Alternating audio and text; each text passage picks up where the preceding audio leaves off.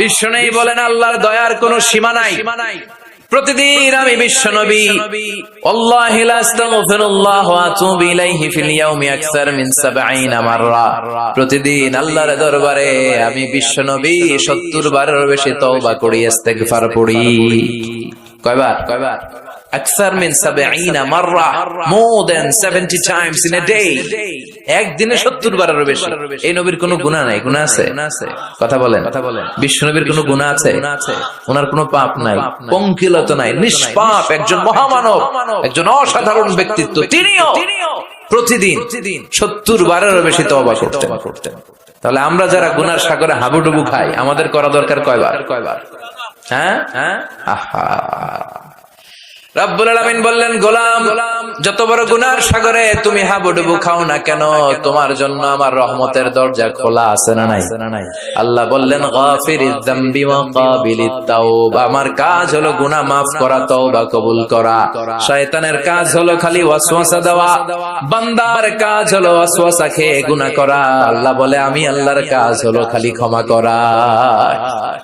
আল্লাহ বলেন, তোরা যদি পাপ না করতি আর আমার কাছে মাফ না চাইতি, তাহলে তোদেরকে ধ্বংস করে দিয়ে এমন এক জাতি আমি পৃথিবীর বুকে বানাতাম, পাঠাতাম, যারা সকালে পাপ করে দুপুরে মাফ চাইতো, দুপুরে পাপ করে রাতে মাফ চাইতো, আর আমি আল্লাহ ক্ষমা করে দিতাম। সুবহানাল্লাহ পড়ে।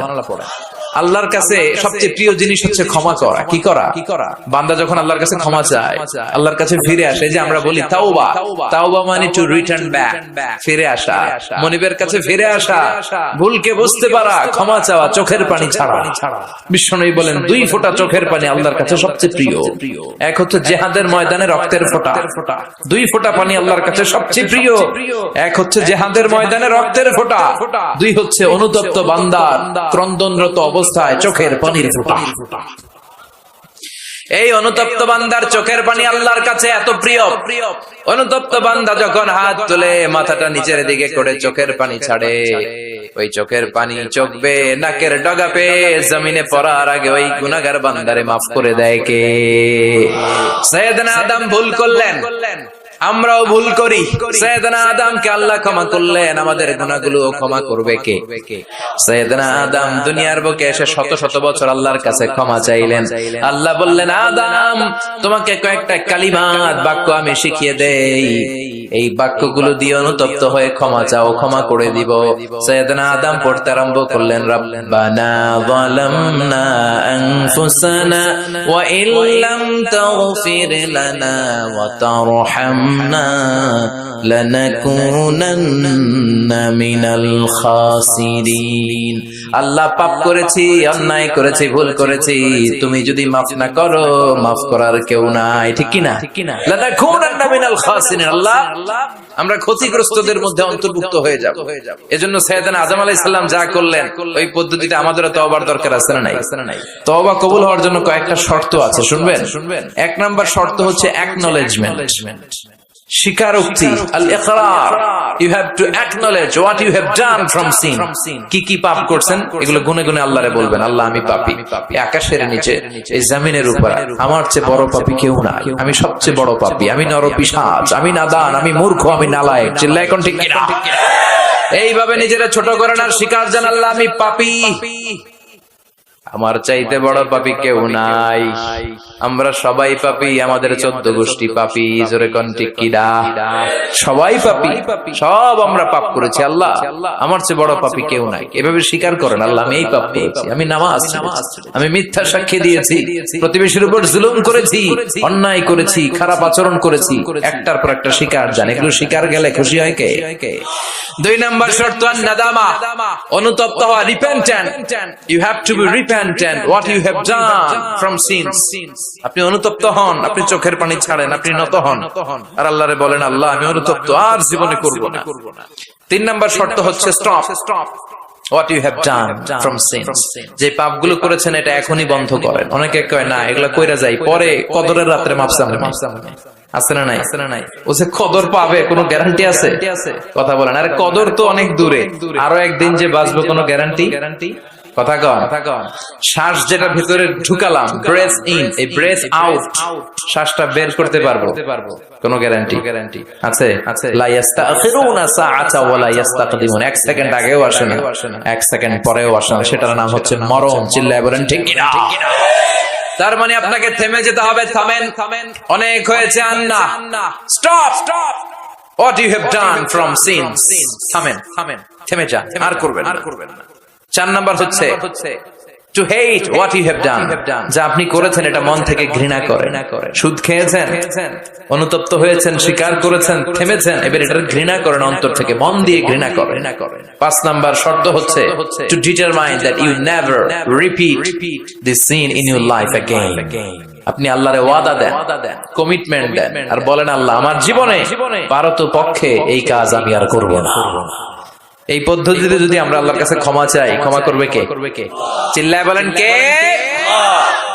আল্লাহ বলে গোলাম যখনই ক্ষমা চাইবি আমার দরজা তোর জন্য খোলা। 24/7, সপ্তাহের 7 দিন, মাসের 30 দিন, বছরের 365 দিন তওবার দরজা খোলা আছে না নাই?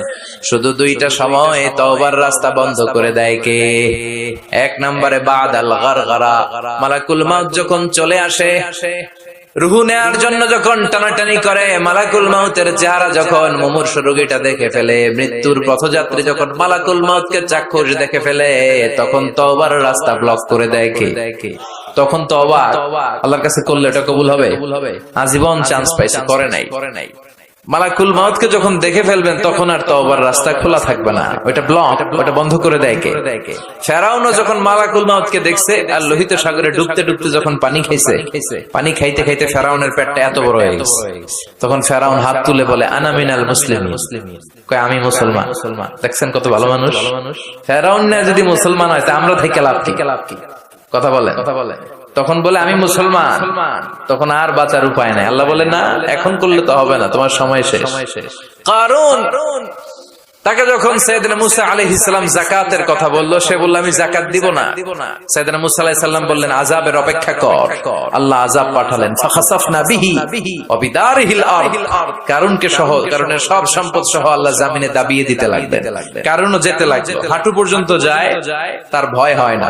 কোমর পর্যন্ত যায়, তার ভয় আসে না। গলা পর্যন্ত যখন মাটিতে দেবে যায়, সেও হাত তুলে কয় আমি মুসলমান।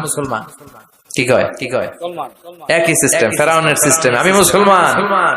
মুসা আমার যত সম্পদ তোরে আর তোর আল্লাহরে দিয়ে দিলাম, আমারে বাঁচা। এতক্ষণ যাকাতই দেয় না, এখন সব দিয়া ফেলায়। কত বড় ডাকাত! তার মানে একেবারে ফাইনাল স্টেজে যখন আপনি পৌঁছে যাবেন, তখন যদি আল্লাহর কাছে ক্ষমা চান কোনো লাভ হবে? কথা কন। এই মালাকুল মাউত আসার আগ পর্যন্ত যদি তওবা করতে পারেন, ওই তওবা কবুল করে নেবে কে? 2 নাম্বার যে সময়টাতে তওবা কবুল হয় না, ইনদামা তাতলু'উ শামসু মিন মাগরিবিহা, প্রতিদিন সকালবেলা পূর্ব দিক থেকে সূর্য ওঠে, পশ্চিম দিকে ডোবে।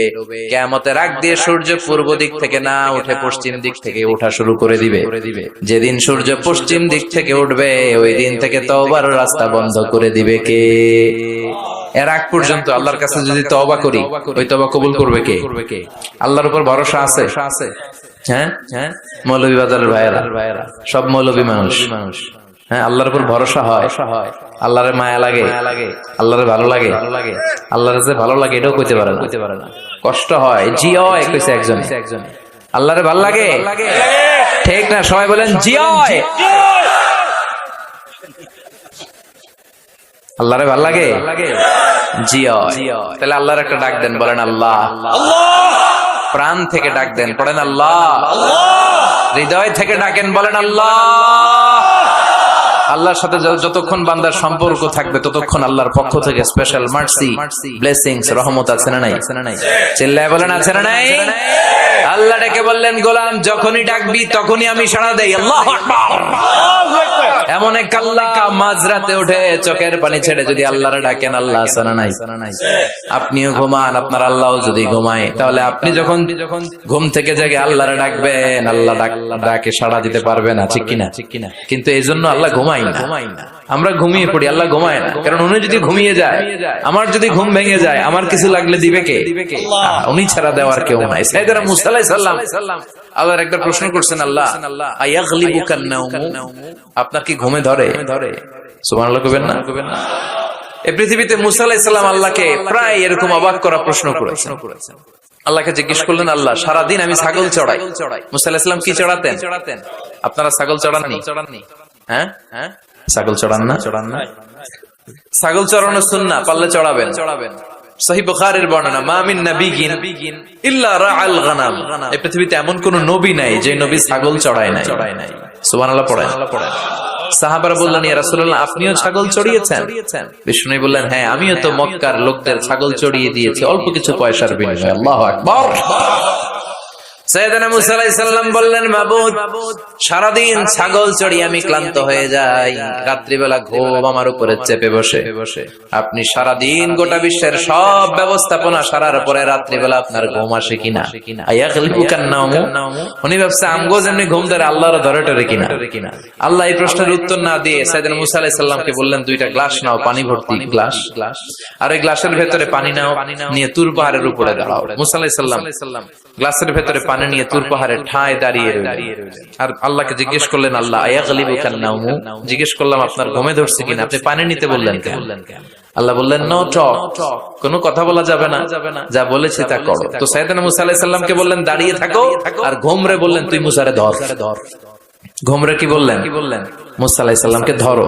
ঘুম যে সাইয়েদনা মুসা আলাইহিস সালামকে ধরলেন, উনি আর দাঁড়ায় থাকতে পারেন? আল্লাহ বললেন এই গ্লাসের পানি কিন্তু ফালানো যাবে না, দাঁড়িয়ে থাক। সাইয়েদনা মুসা আলাইহিস সালাম একবার ডান পাশে যায়, একবার বাম পাশে, এদিক ওদিক করে, নাড়াচাড়া করে, মাগার দাঁড়িয়ে থাকতে পারে না, কারণ ঘুম অর্ডার মানে কার? সাইয়েদনা মুসা আলাইহিস সালামকে ধরলেন। মুসা আলাইহিস সালাম আর দাঁড়িয়ে থাকতে পারে না, ঘুমের ধাক্কায় পড়ে যায়। হাতের গ্লাসগুলো জমিনে পড়ে খান খান হয়ে যায়, টুকরো টুকরো হয়ে যায়, পানিগুলো পড়ে যায়, গ্লাসগুলো ভেঙে যায়। আল্লাহ মুসা আলাইহিস সালামকে ডেকে বললেন, ও মুসা বেশি কিছু নয়, শুধুমাত্র দুইটা পানির গ্লাস, পানি সহ হেফাজতের দায়িত্ব দিয়েছিলাম, এই ঘুমের কারণে হেফাজত করতে পারো নাই। আমি আল্লাহ যদি তোমার মতো এরকম ঘুমিয়ে যেতাম, চন্দ্রের সাথে সূর্য লেগে, পৃথিবীর সাথে মঙ্গল লেগে, একটার সাথে আরেকটা তারা গ্রহ নক্ষত্র লেগে গ্লাস দুইটার মতো খান খান হয়ে ভেঙে যেত রে মুসা, ভেঙে টুকরা টুকরা হয়ে যেত। লা তাখুযুহু সিনাতু ওয়ালা নাওম, never the slips not the slumber overtakes him. আল্লাহর ঘুম তো ধরেই না, ঘুমের আগে যে ঝিমুনি আসে, তন্দ্রা আসে, ওইটাও ধরে না। সে আল্লাহ ডেকে বললেন, গোলাম যখনই ডাক দিবি আমি আল্লাহ আছি না নাই? বিশেষ করে শেষ রাতে আল্লাহ ডাকতে থাকেন, আলা মিন মুস্তাগফিরিন আগফিরালা, কার ক্ষমার দরকার ক্ষমা চাও, ক্ষমা করে দেব। আলা মিন মুস্তারজিকিন আরজুকালা, কার দারিদ্রতা আছে আমার কাছে চাও, রিজিকের ব্যবস্থা করে দেব। কার ক্ষমতা দরকার, কার সুন্দরী বউয়ের দরকার আমার কাছে চাও, দিয়ে দেব। কে পরীক্ষায় সফল হতে চাও, কে বিপদ থেকে মুক্তি পেতে চাও, আমি আল্লাহর কাছে চাও, আমি দিয়ে দেব। সুবহানাল্লাহ পড়ে। আর ওই টাইমে আমরা নাক ডেকে ঘুমাই। আল্লাহ দেওয়ার জন্য প্রস্তুত, উনি ডাকছেন, কিন্তু ওনার ডাকে সাড়া দেওয়ার সময় আমাদের নাই। কথা বলেন। এজন্য শেষ রাতে আল্লাহর কাছে যাওয়ার দরকার আছে না নাই? তাহাজ্জুদের জায়নামাজে দাঁড়ানোর দরকার আছে না নাই? তাহাজ্জুদের জায়নামাজে মরণ দিও প্রভু আমায়, একামতে দিনের কাজে কবুল করে নিও আমায়। তাহাজ্জুদের জায়নামাজে মরণ দিও প্রভু আমায়, একামতে দিনের কাজে কবুল করে নিও আমায়। পড়ে না আমিন? তাহাজ্জুদ যারা পড়বে এদের সম্মানকে বাড়িয়ে দিবে কে? আল্লাহ ডেকে বললেন, গোলাম এমন একটা মুহূর্ত নাই যেই মুহূর্তে আমি তোর রক্ষণাবেক্ষণ করি না। আমি হলাম the nourisher, the cherisher, the sustainer of this multi dimensional universe 24/7। যখনই যাবি, যখনই আল্লাহ বলে আমরা ডাকবো, এটাকে সাড়া দেওয়ার তিনি আছেন না নাই? এজন্য যখনই অন্যায় হবে সাথে সাথে তওবা করব। অনেকে বলে না আজকে অন্যায় করেছি, আজকে না কালকে মাফ চাবো, এই বছর করছি আগামী বছর মাফ চাবো, এই বছর পাপ টাপ করে নেই আগামী বছর উমরায় যাবো, কাবাঘর ধরে মাফ চাবো, এরকম আছে না নাই? আপনি যে কাবাঘর পর্যন্ত পৌঁছতে পারবেন গ্যারান্টি আছে? না। দেরি করা ঠিক না। কয়েকটা কাজে দেরি করতে বিশ্বনবী নিষেধ করেছেন। এক নাম্বার, আস-সালাতু ফি ওয়াক্তিহা, নামাজের সময় হলে নামাজ পড়ে নেয়া। দেরি করা যাবে? সালাত প্রতিষ্ঠায় দেরি করা যায়? সালাতে কায়েম করো, সালাতে কায়েম করো, হবে সম্মানী তুমি, হবে জান্নাতি তুমি, হবে সম্মানী তুমি, হবে জান্নাতি তুমি, দিবে কাল হাশরে শীতল ছায়া আরশে আজিম, রব্বিয়াল আলা রব্বিয়াল আযীম। ঠিক কি না? সালাতের সময় হবে তো সালাত করবেন। মাইয়েত কেউ মারা গিয়েছে, সাথে সাথে দাফন কাফনের ব্যবস্থা করবেন। ছেলে মেয়েরা প্রাপ্ত বয়স্ক হয়েছে, বিয়ের ব্যবস্থা করবেন। ঋণী আপনি, হাতে অর্থ এসেছে, সাথে সাথে ঋণ দিবেন। এগুলোতে দেরি করা যাবে? 5 নাম্বার হচ্ছে আত-তাওবা ফাওরান। পাপ হয়েছে, কোনো দেরি নয়, কালকে নয়, সকালে করেছি রাতে নয়, যখনই পাপ করেছি সাথে সাথে তওবা করব। কার কাছে? চোখের পানি ছেড়ে দেন আল্লাহর কাছে, কায়মন বাক্যে চোখের পানি ছেড়ে তওবা করেন। অনেকে মনে করে হুজুর ডেকে তওবা করানো লাগে। কথা কন, মৌলভী বাজারে এগুলা নাই, আছে। মনে করে যে পীর সাহেব হুজুরের হাতে হাত রেখে তওবা পড়তে হবে, ইমাম সাহেবকে লাগবে, বড় হুজুরের লাগবে, হুজুর আসতে না পারলে মনে হয় তওবা হবে না। এরকম চিন্তা ভাবনা করার কোন সুযোগ আছে না। আপনার রবের কাছে আপনি ক্ষমা চাইবেন, কাউরে লাগবে না। চোখের পানি ছাড়েন, আল্লাহরে ওয়াদা দেন, আল্লাহ আর করবে না। আল্লাহর কাছে ক্ষমা চান, আপনারে ক্ষমা করবে কে? উনি হচ্ছেন ক্ষমাশীল। প্রতিনিয়ত ক্ষমা চান, যতবার অন্যায় হবে ক্ষমা চান। বিশ্বনবী প্রতিদিন ক্ষমা চাইতেন কয়বার? চিল্লায় বলেন। 70 বারেরও বেশি। আকসার মিন 70 মাররা, 70 বারেরও বেশি বিশ্বনবী পড়তেন আস্তাগফিরুল্লাহ। কি পড়তেন? আওয়াজ করে পড়েন আস্তাগফিরুল্লাহ, আবার পড়েন আস্তাগফিরুল্লাহ।